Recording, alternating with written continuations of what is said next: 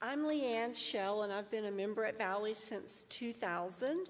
This morning we have two other session members with us, Naomi Hunter and Lowell Sears, and we are here today to talk to you about our mid-year report for you. Typically there's 12 members that are elected to the session, and that is the governing board of the church, as Jenny mentioned. So we're halfway through the fiscal year, which ends on June 30 for the church. Typically, we give an annual report at the end of each year, and we'll do that again, but we wanted to also give you a mid-year update. We don't often do that during the worship service, but today we thought it was important to do it and also to bring our story to you as we journey on other stories today, which Jenny and Mary will bring. This update focuses on business and financial and practical matters, and we hope that you can listen and receive the information and reflect on it with us. The past fall brought challenging changes to the congregation. Our longtime choir director announced his retirement last summer, which set off a time of sadness and grieving for many of us who have loved his leadership over the years. In September, our lead musician of 15 years resigned, and that meant we had to make immediate changes to our music program, even as we were preparing for the bigger transition with Rolf's retirement. For those of us that have attended VPC for a long time, that was a stressful and anxious time, and it still continues now. And we've wondered how music and worship will be in the future. So that's part of the reason that we're here today, and we'll be offering some ways to connect with you on those thoughts. If you are among those that have wondered and want to know what Session believes, I want to let you know that Session supports our music program, and as Jenny noted, we've hired an interim music director who's with us this morning. The search committee that was formed is interviewing excellent candidates for the permanent music director. That's going on right now.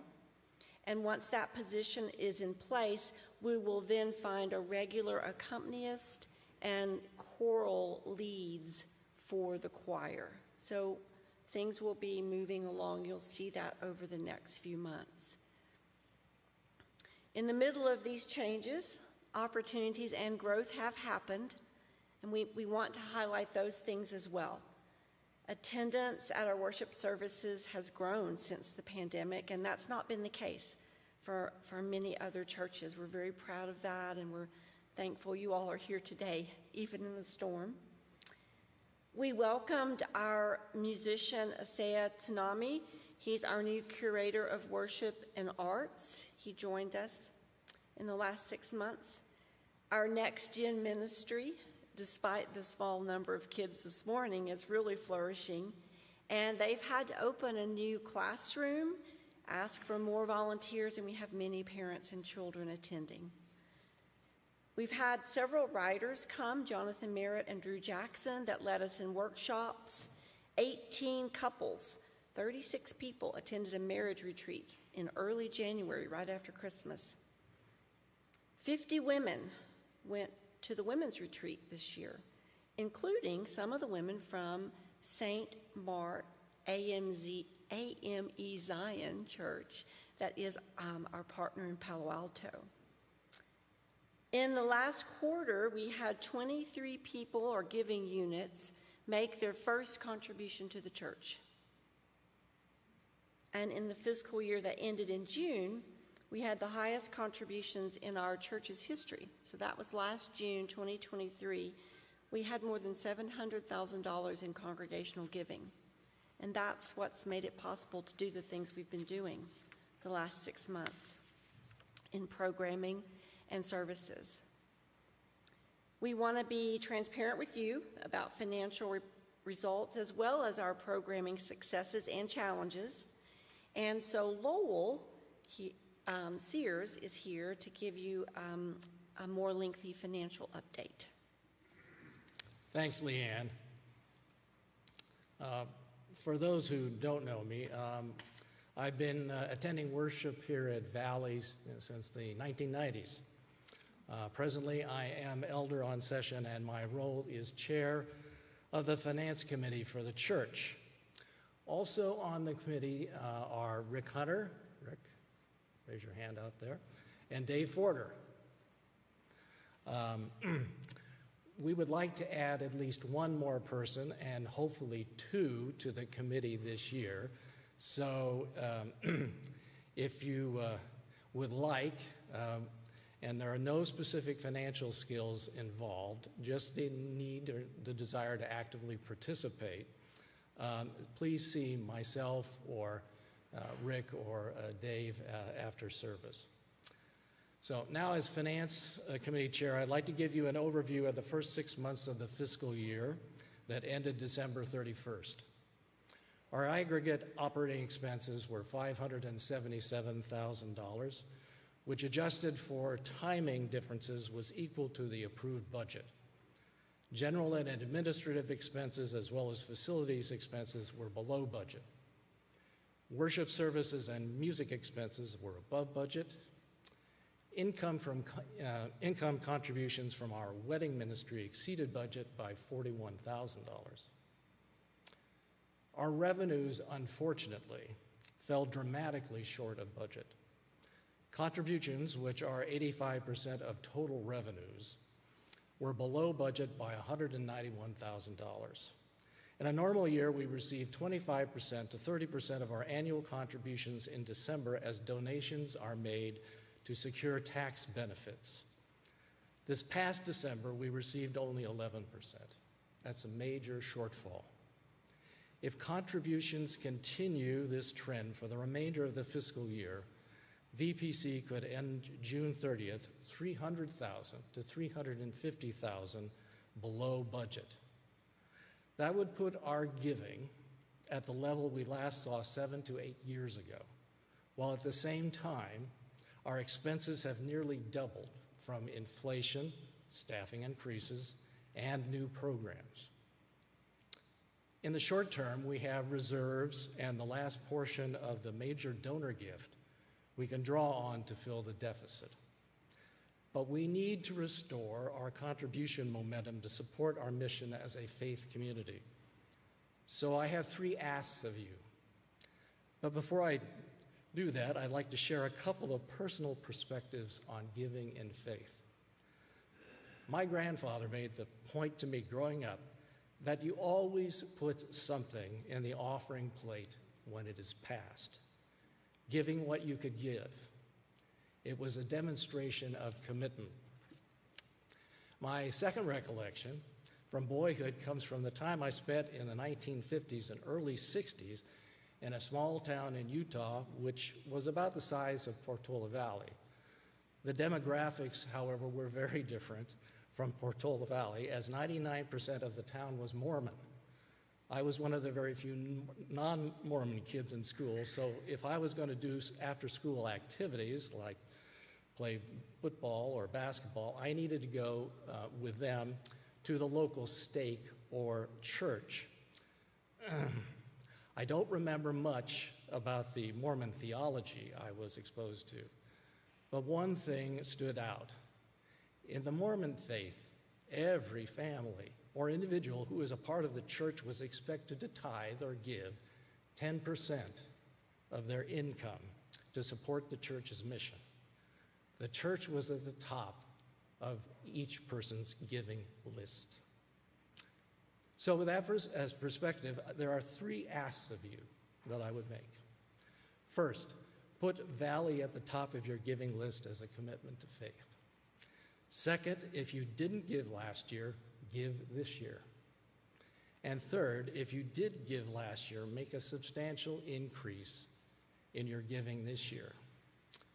For myself, Valley is at the top of my giving list, and I have committed to increasing my contribution by 50% this year to help meet the challenge we face.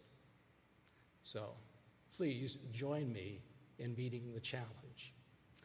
If you have any questions on our mid-year financial results, I'll be available after church along with other members of the session and in the fireside room.